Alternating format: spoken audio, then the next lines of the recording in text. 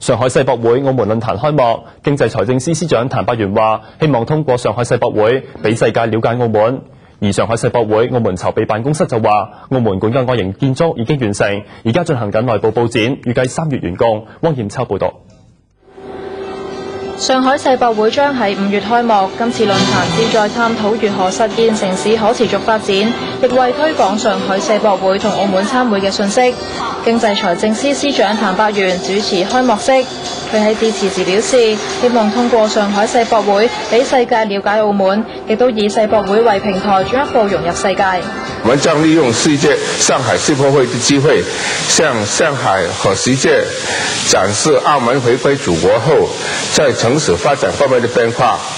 展示澳門回歸10年來的新的成就和新的面貌。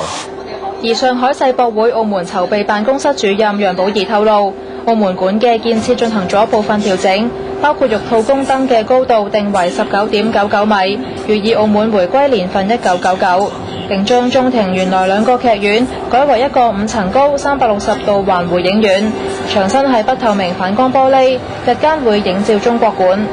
至於澳門館總預算金額，楊寶儀話會喺世博會開幕時公佈，並表示預算控制良好，並冇超支。預算啊，各樣我哋各樣咧，以嗰個展覽展示嘅水平啊，各方面嚟講咧，我哋係比其他同埋差唔多水平嘅館，同埋咧差唔多面積嘅館嚟計咧，其實我哋咧係比佢哋還低嘅。咁呢個咧，我哋喺下一步咧，下一個階段咧就會去同大家公佈啊。咁而家咧係控制得非常之好，係管理得非常之好嘅。如果係預算方面。佢又話澳門館嘅外形建築已經完工，現正進行內部裝修同佈展，進度非常順利。預計3月底內部裝修亦會完成，並需要進行2星期試運，以確保穩定安全。